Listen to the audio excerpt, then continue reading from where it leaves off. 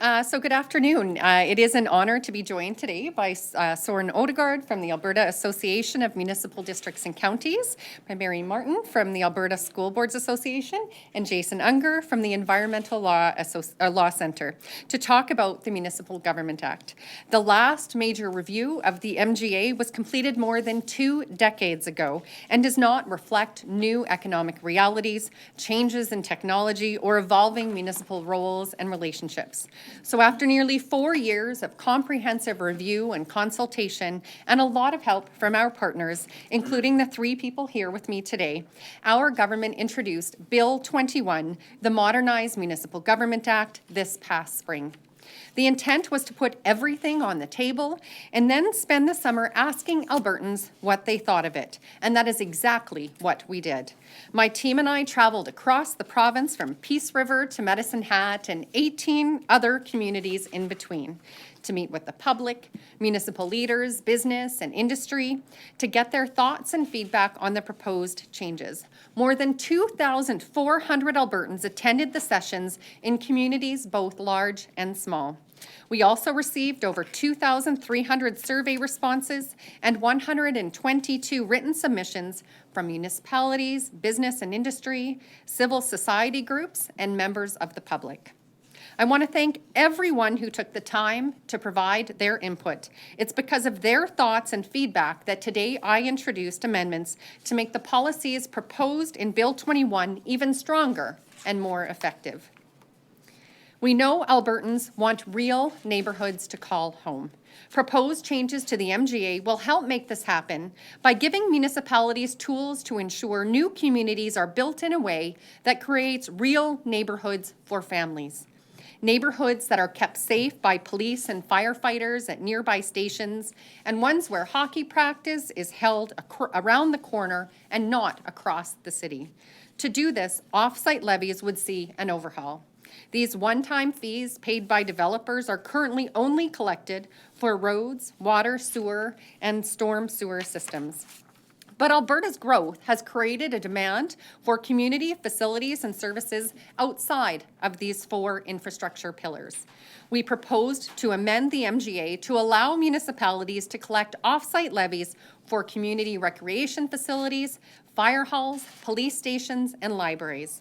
But Bill 21 proposed that levies for these new facilities could only be applied if the new development received at least 30% of the benefit of those facilities. During our consultation tour, we heard very clearly that municipalities felt a 30% threshold would disadvantage smaller communities who would not be able to utilize the policy tool to create complete communities. For that reason, we are introducing an amendment that removes the 30% minimum threshold. That means all municipalities would have the option to work with developers to help pay for the facilities in their new communities at a level that makes sense and reflects a fair share, whether that be 5% or 50%. This approach will make sure that fire halls, swimming pools, and other services that Albertans need are there when they move in. The result would be more complete, inclusive communities for Alberta families. Communities where Albertans have access to the infrastructure that they need and where growth is funded in a collaborative way. We heard from small and rural municipalities that this would benefit how their communities are developed, and this amendment is a direct response to their feedback about how off-site levies could better serve small towns and rural municipalities in Alberta. Other amendments include technical and clarifying matters related to planning and development, assessment, and intermunicipal collaboration frameworks. These proposed changes are important, but our work to modernize the MGA does not end there, because over the summer, we didn't just hear feedback on what was already contained in the bill. We also heard a lot of new suggestions for changes to the MGA. As part of the legislative process, we can remove parts of the bill or make tweaks to existing policies, but we cannot add entirely new policy elements. The suggestions we heard this summer are important and potentially groundbreaking, so I believe they should be explored with all Albertans. Today, I am sharing those ideas through a discussion guide called Continuing the Conversation. Inside, you'll find bold new policy ideas that are innovative and forward-looking. Included in these proposals are measures designed to strengthen collaboration between school boards and municipalities, to enable better relationships between municipalities and their Indigenous neighbours, to allow municipalities to create parental leave policies for elected councillors, and to empower municipalities to take a greater role in protecting the environment and combating climate change. These proposed policies need careful consideration and thoughtful feedback to ensure they meet the needs of Albertans. Starting today, Albertans can go online to read the proposals in the discussion guide and then fill out an online questionnaire to let us know what they think about the potential policy shifts. Albertans will have until January 31st to provide their thoughts on these proposals, and based on that feedback, we will bring forward further amendments in spring 2017. We will also be meeting with key stakeholder groups to gauge their thoughts. We need their input on these complex proposals so together we can strengthen the MGA to make it a modern piece of legislation that supports municipalities in their work to build a stronger, more resilient province for all of us. Thank you. Questions? Offsite levies, so that's what developers pay municipalities for. Can you just explain that? I know that's a really dumb question. No, so it is a one-time payment that municipalities ask developers to pay to help fund the infrastructure needed when there's a need triggered by a new community being developed, yeah. Can I ask a question from this new document that you put forward, continuing the conversation? Sure. My name is Dennis Merrill, by the way. I'm Executive Director of the Alberta Weekly Newspapers Association. We represent 117 community weeklies across the province, and I'm happy to see that you are looking at amendments to what was put forward, and our interest in particular is, and we did encourage through the public meetings last summer, keeping the openness and transparency in the Act. And specifically, I'm referring to page 21, the advertisement bylaw, which looks like a tweaking that you are doing to the Act that you're going to look at. I'm just going to ask you a question so that I know I'm understanding this correctly.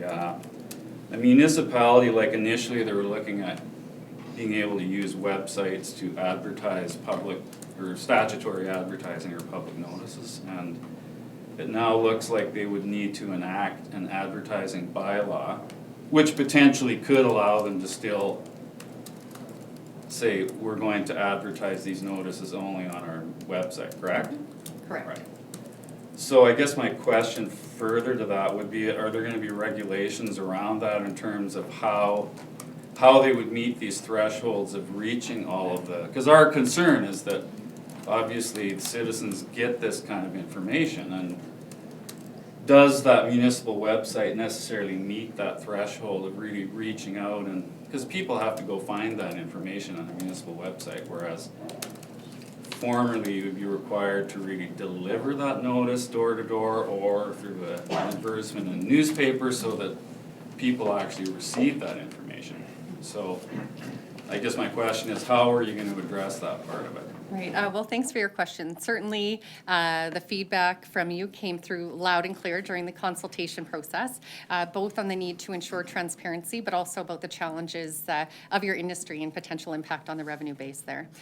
So we are fully committed to openness and transparency for municipalities. A number of the amendments we brought forward are to ensure that. We will be working to ensure that that threshold is met. Certainly, there was a need to recognize that we are in a new century compared to when this was last reviewed, and there's many new technologies that we need to enable municipalities to use, but to find that right balance. So part of this is having the conversation and making sure that municipalities are able to utilize all the tools to communicate at their disposal, but also to make sure that that actually expands openness and transparency as opposed to the opposite. So looking forward to continuing to working with you on getting an answer to that question.